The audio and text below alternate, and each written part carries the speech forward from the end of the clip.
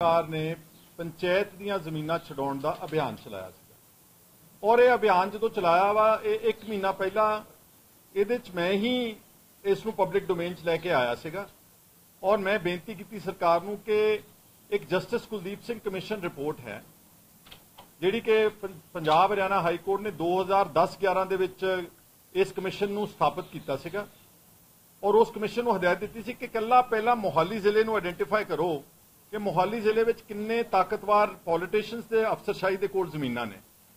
ते justice Kuldeep Singh commission ने काफ़ी 2 वॉल्यूम्स की रिपोर्ट तैयार की और उस तो बाद एक सब कमेटी भी बनाई गई during Navjot Singh Sidhu time IPS officer जिहड़े हुण रिटायर्ड ने चंद्रशेखर उन्हां नाम की ADGP सीगे उस सब कमेटी ने भी जस्टिस कुलदीप सिंह कमिशन की रिपोर्ट को आधार बना के सारे मोहाली जिले के बहुत वड्डे पद्धर ते पंचायती जमीनों को आइडेंटिफाई किया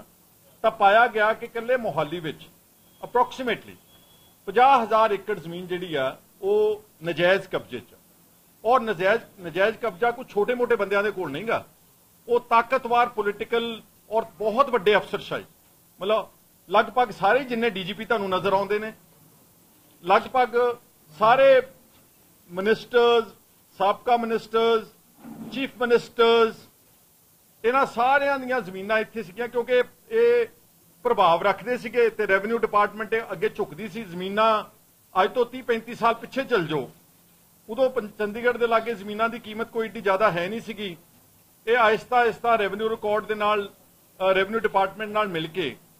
किसी ने किसी ढंग नाल उस ज़मीन नूं ले लिया किसी ने गिरदावरियां करा लियां फिर हौली हौली उहदी मलकीयत वाल नूं चले गए कईयां ने मुश्तरका मालका जमीनां छोटे छोटे मालका को खरीद के 100-100 150 एकड़ जमीन इकट्ठी कर ली बहुत सारे वड्डे पोलिटिकल बंदियां दीयां जमीनां इस विच सीगियां और मैं जो लीडर ऑफ ओपोजिशन सीगा ये दोनों जस्टिस कुलदीप सिंह कमिशन दीयां दोनों वॉल्यूम्स मैं बकायदा तौर पर प्रेस कॉन्फ्रेंस करके मीडिया नूं रिलीज़ कीतियां होईयां ने तुहाडे कोल सॉफ्ट कॉपीज़ होणगीयां तुहाडी ईमेल अगर तुसीं चैक करोगे तो 2017-18 के दरमियान ते हुण उसने सरकार ने क्योंकि अल्टीमेटली की होया वा कि एक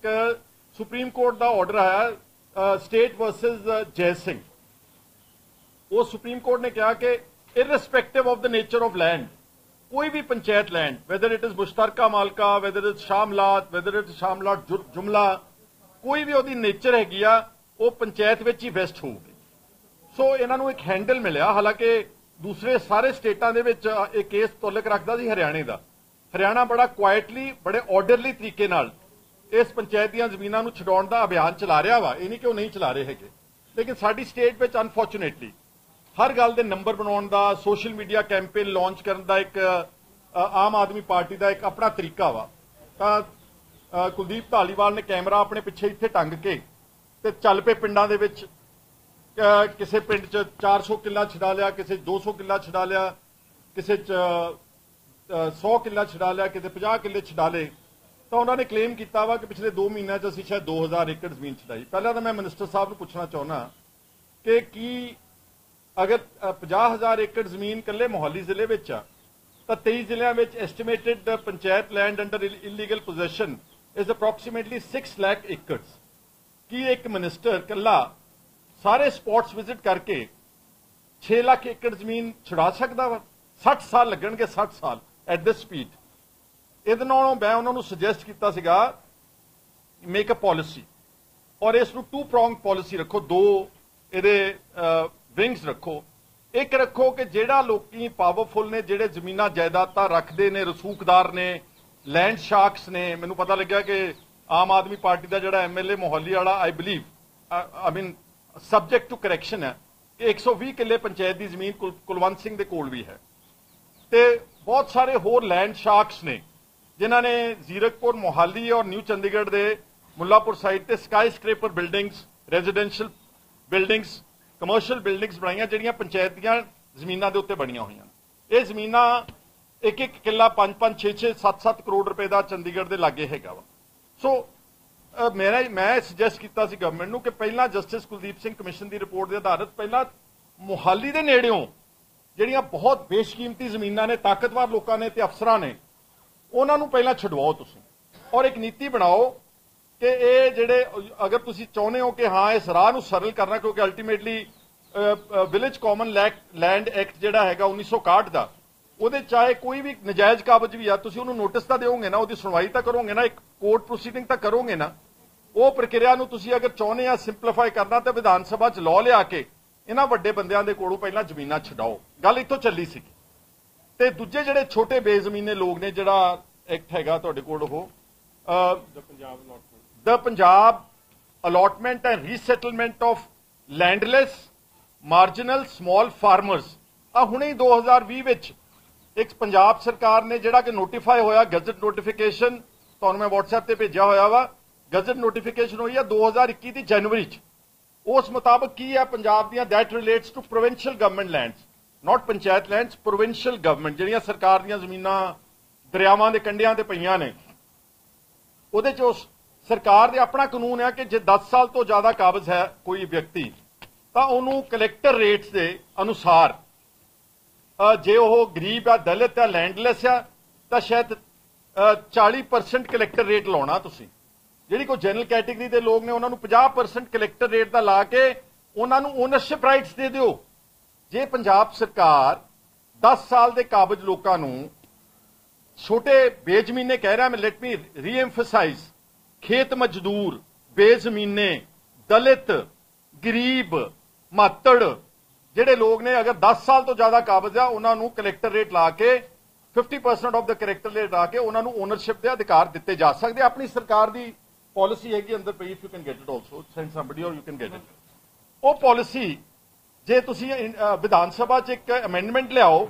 ਉਸੇ ਪਾਲਿਸੀ ਦੇ ਵਿੱਚ, ਉਸੇ ਐਕਟ ਵਿੱਚ ਇੱਕ ਪੰਚਾਇਤ ਸ਼ਬਦ ਵੀ ਐਡ ਕਰ ਦਿਓ, ਪੰਚਾਇਤ ਲੈਂਡਸ, ਤਾਂ ਕਿ ਜਿਹੜੇ ਲੋਕ ਗਰੀਬ ਨੇ ਇਹਨਾਂ ਨੂੰ ਤੁਸੀਂ ਮਾਲਕੀ ਦੇ ਅਧਿਕਾਰ ਦੇ ਸਕੋ। ਜਿਹੜੇ ਲੋਕ ਜਿਨ੍ਹਾਂ ਨੇ ਜ਼ਮੀਨਾਂ, ਹੁਣ ਕੁਝ ਲੋਕ ਇਦਾਂ ਨੇ, ਝਲੇੜੀ ਕਲਾਂ ਪਿੰਡ ਆ, ਸਾਡੇ ਵਕੀਲ ਸਾਹਿਬ ਮੇਰੇ ਨਾਲ ਹੁਣੇ ਜਿਹੜੇ ਬੈਠੇ ਨੇ, 2 ਸਤਬੀਰ ਵਾਲੀਆ ਜਿਹੜੇ ਐਡਵੋਕੇਟ ਨੇ ਹਾਈ ਕੋਰਟ ਦੇ, ਔਰ ਮਹਿਤਾਬ ਖਹਿਰਾ, ਚਲੋ ਮੇਰਾ ਬੇਟਾ ਹੈਗਾ, ਇਹਨਾਂ ਨੇ, ਔਰ ਹਰਿੰਦਰ ਸਿੰਘ ਈਸ਼ਰ ਤੇ ਵਿਪਨ ਕੁਮਾਰ,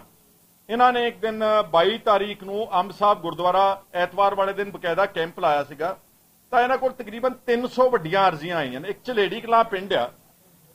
ਉਸ ਫਤਿਹਗੜ੍ਹ ਸਾਹਿਬ 'ਚ, ਉਹ 1904 ਦੇ ਜ਼ਮੀਨ ਵਾਹੁੰਦੇ ਨੇ।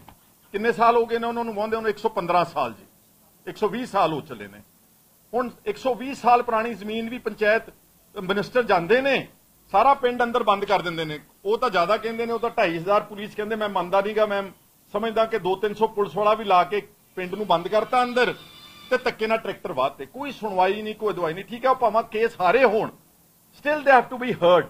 ਦੀ collector has to give them a notice, due notice, ਕਿਆ ਨੋਟਿਸ ਹੈ, ਅਸੀਂ ਦਖਲ ਲੈਣ ਆ ਰਹੇ ਹਾਂ। ਇਸ ਤਰ੍ਹਾਂ ਨਾਲ ਸਾਰੇ ਪੰਜਾਬ ਦੇ ਵਿੱਚ ਇੱਕ ਹਾਹਾਕਾਰ ਮੱਚੀ ਆ। ਔਰ ਜੇ ਸਰਕਾਰ ਚਾਹਵੇ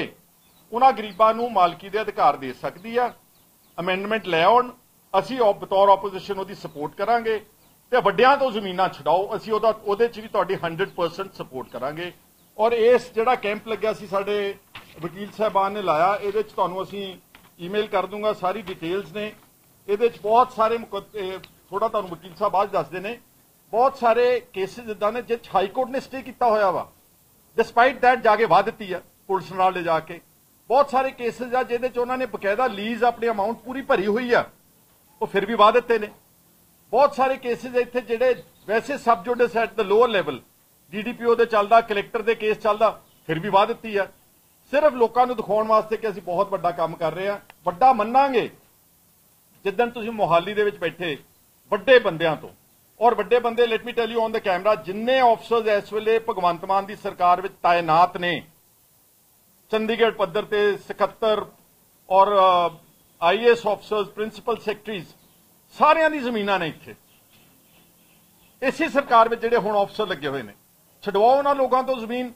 ਤੇ ਅਸੀਂ ਤੁਹਾਡੀ ਸਪੋਰਟ ਕਰਾਂਗੇ ਤੇ ਤੁਹਾਨੂੰ ਅਸੀਂ ਵਧਾਈ ਵੀ ਦੇਵਾਂਗੇ। ਲੇਕਿਨ ਜੇ ਤੁਸੀਂ ਗਲਤ ਤਰੀਕੇ ਨਾਲ ਗਰੀਬਾਂ ਤੋਂ ਜ਼ਮੀਨ ਛਡਾਓਗੇ, ਉਹਦਾ ਅਸੀਂ ਡਟ ਕੇ ਵਿਰੋਧ ਕਰਾਂਗੇ। ਅਸੀਂ ਕਾਨੂੰਨੀ ਕਾਰਵਾਈ ਵੀ ਜਿੰਨੀ ਸਾਡੇ ਕੋਲ ਹੋਵੇਗੀ ਉਹ ਵੀ ਕਰਾਂਗੇ, ਤੇ ਸਿਆਸੀ ਲੜਾਈ ਵੀ ਲੜਾਂਗੇ। ਮੈਂ ਆਉਣ ਵਾਲੇ ਦਿਨਾਂ 'ਚ ਜਿਹੜੇ ਪਿੰਡ 'ਚ ਧੱਕਾ ਹੋਇਆ, ਕੱਲ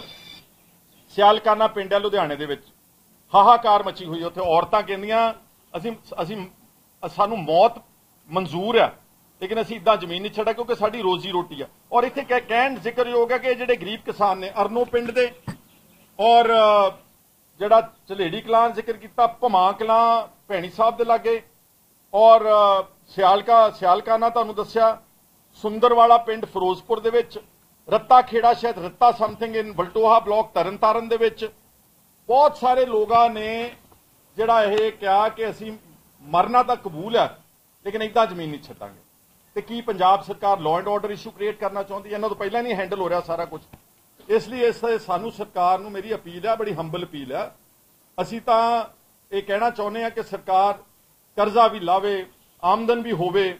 ਜ਼ਮੀਨਾਂ ਵੀ ਛੁੱਟਣ, ਪਰ ਗਰੀਬਾਂ ਨੂੰ ਤੁਸੀਂ ਨੀਤੀ ਬਣਾ ਕੇ ਉਹਨਾਂ ਨੂੰ ਮਾਲਕੀ ਦੇ ਅਧਿਕਾਰ ਦਿਓ। ਉਹ ਉੱਥੋਂ ਵੀ ਕਮਾਈ ਹੋਊਗੀ ਜਿਹੜੀ ਕਿ ਹੁਣ ਤੁਸੀਂ ਜੇ ਕਿਸੇ ਨੂੰ ਕਲੈਕਟਰ ਰੇਟ ਲਾ ਕੇ ਵੀ ਤੁਸੀਂ ਕਿਸੇ ਨੂੰ ਮਾਲਕੀ ਦੇ ਅਧਿਕਾਰ ਦਿੰਦੇ, ਉਹਦੇ 'ਚ ਹੀ ਸਰਕਾਰੀ ਖਜ਼ਾਨੇ ਵਿੱਚ ਪੈਸੇ ਆਉਣਗੇ। ਔਰ ਅਗਰ ਰੱਤਾ ਖੇੜਾ ਜਾਂ ਕੋਈ ਪਿੰਡ ਹੈ ਬਲਟੋਏ ਦਾ, ਉੱਥੇ ਤਾਂ ਇੱਕ ਹੋਰ ਗੱਲ ਹੋਈ ਆ ਕਿ ਵੀਡੀਓ ਨੇ ਬੋਲੀ ਰੱਖੀ, video is on the social media, ਉਹਨਾਂ ਨੇ 7 ਲੱਖ ਰੁਪਇਆ ਜਿਹੜੇ ਇੰਟਰਸਟਿਡ ਪਾਰਟੀਜ਼ ਉਹਨਾਂ ਨੇ ਟੇਬਲ ਤੇ ਕੈਸ਼ ਰੱਖਿਆ ਕਿ ਅਸੀਂ ਬੋਲੀ ਦੇਣ ਵਾਸਤੇ ਆਪ 7 ਲੱਖ ਰੁਪਇਆ ਸਾਡਾ ਮਨਜ਼ੂਰ ਕਰੋ, ਅਸੀਂ ਸਭ ਤੋਂ ਹਾਈਐਸਟ ਬਿਡਰ ਸੀਗੇ। ਵੀਡੀਓ ਸਾਹਿਬ ਨੱਠ ਗਏ ਉੱਥੋਂ ਤੇ ਬਾਅਦ ਵਿੱਚ ਪਤਾ ਲੱਗਿਆ ਕਿ ਜਿਨ੍ਹਾਂ ਨੇ ਕੋਈ ਪੈਸਾ ਨਹੀਂ ਜਮ੍ਹਾਂ ਕਰਾਇਆ, ਜਿਨ੍ਹਾਂ ਨੇ ਬੋਲੀ ਵੀ ਉਹਨਾਂ ਦੀ ਹਾਈਐਸਟ ਬਿਡਰ ਨਹੀਂ ਸੀਗੇ, ਉਹਨਾਂ ਨੇ ਅਗਲੇ ਦਿਨ ਜ਼ਮੀਨ ਵੀ ਵਾਹ ਲਈ ਉਹ। ਸੋ ਜਿਹੜਾ ਇਹ ਕਿਹਾ ਜਾ ਰਿਹਾ ਕਿ ਬੜੀ ਪਾਰਦਰਸ਼ਤਾ ਨਾਲ, ਬੜੀ ਇਨਸਾਫ ਪਸੰਦੀ ਨਾਲ ਪੰਚਾਇਤ ਦੀਆਂ ਜ਼ਮੀਨਾਂ ਛਡਾਈਆਂ ਜਾ ਰਹੀਆਂ, ਇਹ ਸਰਾਸਰ ਗਲਤ ਤੇ ਸਰਾਸਰ ਝੂਠ ਹੈ। ਔਰ ਮਿਨਿਸਟਰ ਨੇ ਹੁਣ ਕਬੂਲਿਆ ਵਾ ਜਾ ਕੇ, I have heard a statement ਕੱਲ ਦੀ ਜਾਂ ਪਰਸੋਂ ਦੀ,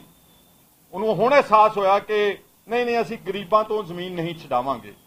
ਔਰ ਆਧਾਰ ਬਣਾ ਰਹੇ ਨੇ ਕਿ ਭਾਰਤੀ ਕਿਸਾਨ ਯੂਨੀਅਨ ਦੇ ਸਾਨੂੰ ਕਿਹਾ ਵਾ, ਚਲੋ ਉਹਨਾਂ ਦੇ ਕਹਿਣ ਤੇ ਮੰਨ ਲੈਣ। BKU ਨੂੰ ਕਿਹਾ ਕਿ 9 ਮੈਂਬਰ ਕਮੇਟੀ ਬਣਾਵਾਂਗੇ ਤੇ ਅਸੀਂ ਗਰੀਬਾਂ ਨੂੰ ਉਹਨਾਂ ਦੇ ਜ਼ਮੀਨਾਂ ਦੇ ਮਾਲਕੀ ਦੇ ਅਧਿਕਾਰ ਦੇਵਾਂਗੇ। ਉਹ 9 ਮੈਂਬਰ ਕਮੇਟੀ ਹਲੇ ਬਣਾਉਣੀ ਹੈ ਕਿ ਬਣ ਗਈ ਮੈਨੂੰ ਨਹੀਂ ਪਤਾ। ਤੇ ਕੱਲ ਤੇ ਪਰਸੋਂ ਦੇ ਵਿੱਚ 2 ਪਿੰਡਾਂ 'ਚ ਸਿਆਲਕਾਨਾ, ਲੁਧਿਆਣਾ ਤੇ ਇੱਕ ਜਲਾਲਾਬਾਦ ਵਿੱਚ ਜਾ ਕੇ ਇਹੀ ਹਮਲਾ ਫਿਰ ਦੁਬਾਰਾ ਗਰੀਬਾਂ ਦੇ ਉੱਤੇ ਕੀਤਾ ਗਿਆ ਵਾ। ਸੋ ਮੇਰੀ BKU ਦੇ ਲੀਡਰਸ ਨੂੰ, ਜਿਹੜੇ ਲੋਕਾਂ ਨੇ ਇਹਨਾਂ ਨਾਲ ਸਮਝੌਤਾ ਕੀਤਾ ਜਾਂ ਜੋ ਵੀ ਇਹਨਾਂ ਦੇ ਨਾਲ ਸ਼ਰਤਾਂ ਤੈਅ ਕੀਤੀਆਂ, ਮੇਰੀ ਉਹਨਾਂ ਨੂੰ ਵੀ ਬੇਨਤੀ ਆ ਕਿ ਉਸ ਗੱਲ ਦੇ ਉੱਤੇ ਪ੍ਰੋਪਰਲੀ ਤੁਸੀਂ ਵੀ ਪਹਿਰਾ ਦਿਓ, ਔਰ ਤਾਂ ਕਿ ਗਰੀਬਾਂ ਤੋਂ ਜ਼ਮੀਨਾਂ ਜਿਹੜੀਆਂ ਇਸ ਤਰ੍ਹਾਂ ਨਾਲ ਗੈਰ ਕਾਨੂੰਨੀ ਢੰਗ ਦੇ ਨਾਲ ਨਾ ਛਡਾਈਆਂ ਜਾਣ। ਨਾਲ ਹੀ 1/3 ਜ਼ਮੀਨਾਂ ਦਲਿਤਾਂ ਵਾਸਤੇ ਪਿਛਲੀ ਕਾਂਗਰਸ ਸਰਕਾਰ ਨੇ ਰਿਜ਼ਰਵ ਕੀਤੀਆਂ ਸੀਗੀਆਂ ਕਿ ਉਹਨਾਂ ਦੀ ਰੋਜ਼ੀ ਰੋਟੀ ਵਾਸਤੇ ਅਗਰ ਉਹ ਕੋਈ ਕੋਆਪਰੇਟਿਵ ਸੁਸਾਇਟੀ ਬਣਾਉਂਦੇ ਆ ਜਾਂ ਇੰਡੀਵਿਜੂਅਲੀ ਬੋਲੀ ਦਿੰਦੇ ਆ ਤੇ ਦਲਿਤਾਂ ਦੇ ਵਾਸਤੇ ਰਾਖਵੀਆਂ ਰੱਖੀਆਂ ਜਾਣ। ਇਸ ਸਰਕਾਰ ਨੇ ਉਹ ਸੰਗਰੂਰ ਜ਼ਿਲ੍ਹੇ 'ਚੋਂ ਬਹੁਤ ਖਬਰਾਂ ਆ ਰਹੀਆਂ ਨੇ ਕਿ ਉਹ ਵੀ ਸਾਰਾ ਜਿਹੜਾ ਐਕਟ ਆ ਉਹ ਨੋਟੀਫਿਕੇਸ਼ਨ ਜਿਹੜੀ ਉਡਾ ਦਿੱਤੀ ਆ। ਉਹ ਵੀ ਅਸੀਂ ਚਾਹੁੰਦੇ ਆ ਕਿ 1/3 ਜ਼ਮੀਨਾਂ ਜਿਹੜੀਆਂ ਪੰਚਾਇਤ ਦੀਆਂ ਉਹ ਗਰੀਬ ਜਨਤਾ ਵਾਸਤੇ, ਦਲਿਤਾਂ ਦੇ ਵਾਸਤੇ ਜਿਹੜੀਆਂ ਰਿਜ਼ਰਵ ਕੀਤੀਆਂ।